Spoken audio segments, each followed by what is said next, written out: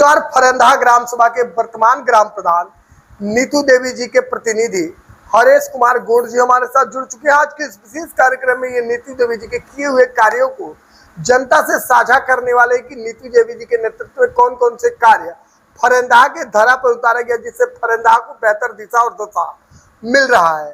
सबसे पहले स्वागत है आपका। धन्यवाद सर, अगर हम बात करते हैं तो जो नीतू देवी जी का अब तक का नेतृत्व रहा फरंदाहा के लिए, वो कैसा रहा? सर, सबसे पहले तो आप हमारे ग्राम सभा में आए और मैं आपके चैनल के माध्यम से आपका हार्दिक धन्यवाद करता हूं जी। और चूंकि विकास का सवाल है तो हम 2015 से लगातार इस समय तक ग्राम पंचायत फरंदाहा का नेतृत्व कर रहे हैं जी। लगातार 10 वर्षों में बहुत सारे हमने विकास कार्य कराए हैं जो सामने पटल पे दिखाई दे रहा है। जी। जैसा कि सीसी निर्माण हुआ, रोड का कार्य हुआ, खनंजा हुआ और पंचायत भवन का विकास सुंदरीकरण का कार्य हुआ और बहुत से ऐसे जो कार्य नहीं हो पाते थे, चुनौतीपूर्ण थे, उस कार्य को हमने कराया है। जी। अगर हम बात करते हैं तो आपने कौन कौन से कार्यों को फरंदाहा के धरा पर उतारा है, जिससे फरंदाहा को बेहतर दिशा और दशा मिला है? अभी जैसे आप लोग गांव में एंट्री किए हैं तो सबसे पहले तो हमने पंचायत भवन की जो भवन जो है वो उसकी स्थिति बहुत खस्ताहाल थी हमारे कार्यकाल के पहले। उसका सुंदरीकरण हमने करवाया। सामने आप देख रहे हो कि बाउंड्री वाल जो है, बाउंड्री वाल भी हमने करवाया और बहुत सारे सीसी रोड का कार्य भी हमने अपने ग्राम पंचायत में कराया है। नाली का काम कराया है, आरआरसी सेंटर का निर्माण हमने करवाया है और अन्नपूर्णा भवन प्रस्तावित है, उसका भी हम काम कराएंगे। अगर हम बात करते तो आपने इतने सारे विकास को धरा पर उतारा, जनता के व्यक्तिगत लाभ, आवास योजना, पेंशन योजना और राशन कार्ड योजना पर आपका क्या पहल रहा ग्राम सभा के लिए?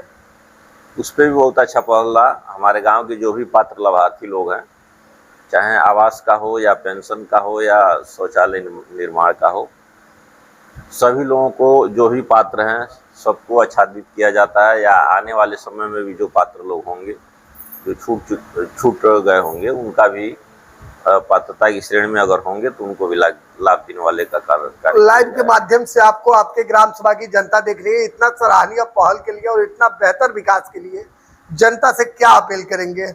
हम जनता से यही अपील करना चाहते हैं कि लगातार 10 सालों से आप लोगों ने हमें प्रतिनिधित्व करने का मौका दिया है। इसके लिए मैं आप लोगों को हार्दिक धन्यवाद करना चाहता हूं और हमने पूरा प्रयास किया कि ग्राम पंचायत फरंदाहा को एक नया मॉडल और विकास के पटल पे ले जाने का हमने प्रयास किया है और आप लोगों को मैं यह विश्वास दिलाना चाहता हूं कि आने वाले समय में भी हम चाहेंगे कि फरंदाहा को एक नए विकास के मॉडल के रूप में स्थापित किया जाए। मान लीजिए अगर जनता आपको मौका देती है और पुनः तीसरी बार आप फरंदाहा का बागडोर संभालते एक ग्राम प्रधान प्रतिनिधि के रूप में या एक ग्राम प्रधान के रूप में, तो जो सबसे पहला विकास का कार्य आपका होगा फरंदाहा में, वो कौन सा होगा? देखिए, विकास का काम भी जो भी चुनौतीपूर्ण था, जो पूर्व के प्रधान लोग नहीं कर पाए, उसको हमने चुन कर किया। जो नहीं हो पा रहा था वो तो कार्य हो चुके हैं, अब नॉर्मल कार्य बचे हुए हैं। जैसे कुछ लोगों के द्वारा ग्राम सभा की जमीन पे जो है कि अवैध कब्जा किया गया है। पिछली बार हमको लग रहा है कि 4 या 5 करोड़ का जमीन जो है कि ग्राम सभा से कब्जा मुक्त करवाया था, वो पूर्व माध्यमिक विद्यालय फरंदाहा के बगल में है। और ऐसा ही कुछ यूनिक काम जो है जो विकास से हटकर होता है, तो मेरा यही फोकस रहेगा कि ऐसे जो